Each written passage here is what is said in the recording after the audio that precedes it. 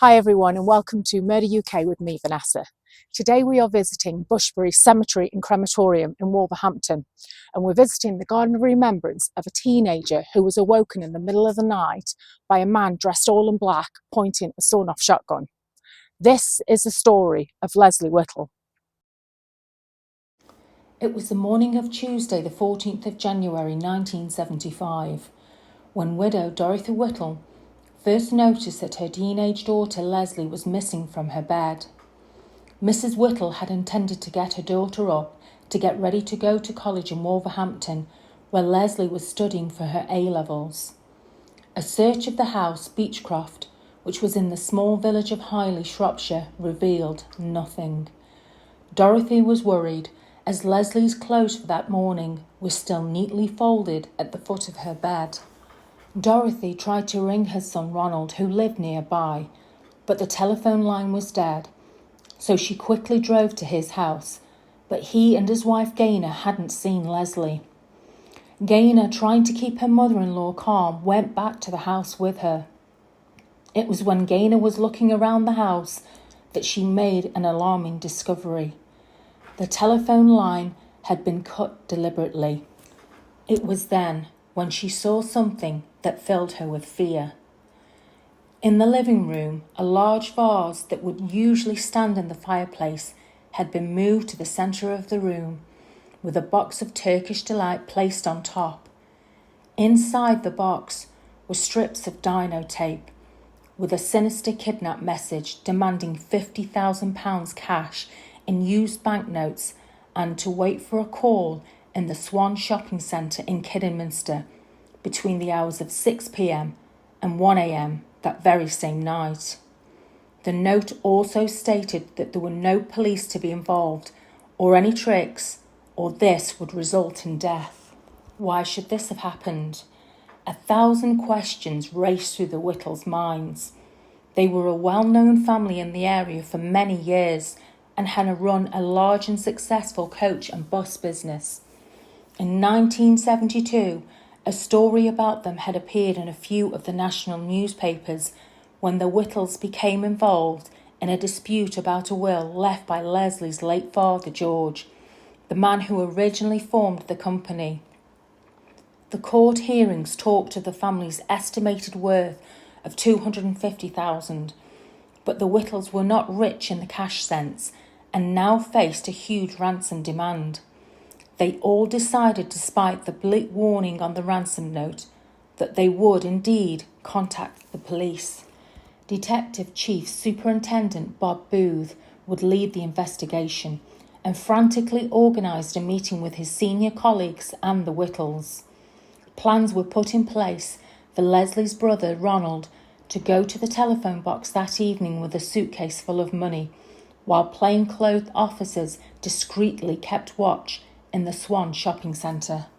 What no one knew was that the kidnapper was Donald Nielsen, a small-time thief and armed robber who had already killed 3 postmasters and was dubbed the Black Panther by the press. Nielsen had been planning to kidnap one of the Whittles ever since he read about them in the newspaper. 2 years of planning had gone into this, with several drop-off points being changed, and he'd even broken into the Whittles' house several times to gain an idea of the layout. The police at the time were inexperienced in kidnap cases and asked the media to agree on a voluntary blackout of all reporting until Lesley was safely released. But a freelance journalist in Kidderminster was tipped off about the story, and as police desperately made plans to catch the kidnapper, the story broke on the BBC News. Bob Booth was certain the kidnapper would abandon the plans to make contact and asked Ronald and the surveillance officers to stand down. This was the first of many mistakes that affected the course of the operation. The telephone box lines had been tapped but had been left unmanned, and at midnight the phone rang, but no one was there to answer the call.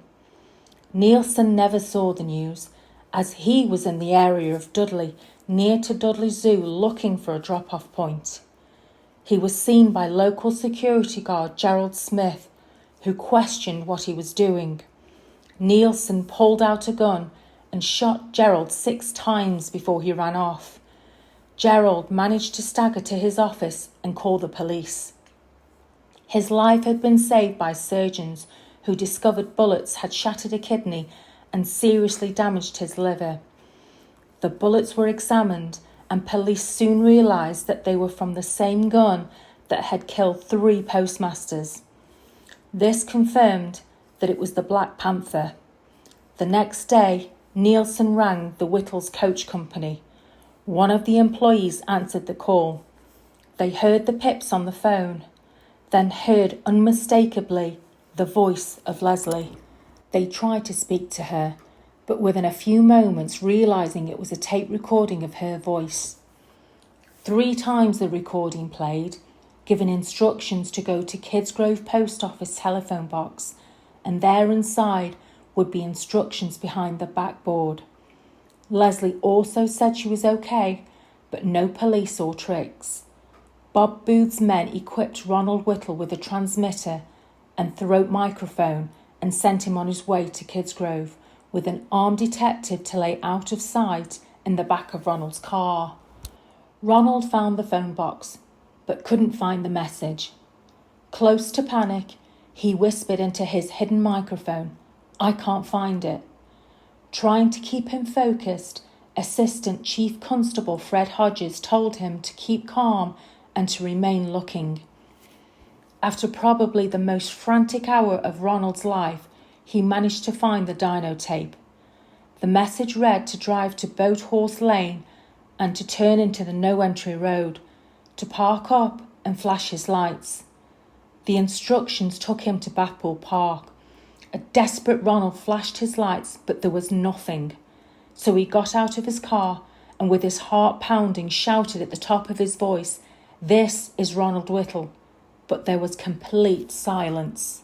The police told Ronald to leave the park and regroup at the police station back in Bridgnorth to consider their next move. No order to search Bathpool Park was made. Bob Booth had decided if police moved in and if the kidnapper was watching, he would know that the Whittles had broken their orders not to contact the police.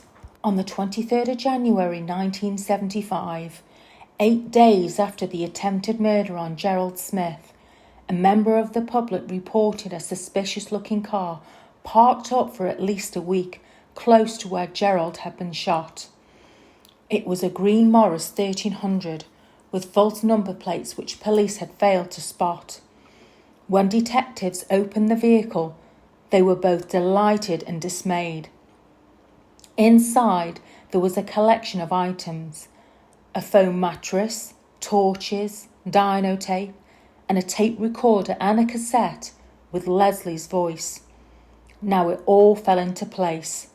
The kidnapper had been leaving clues when Gerald Smith interrupted him. It was the Black Panther who had shot Gerald and had taken Lesley Whittle.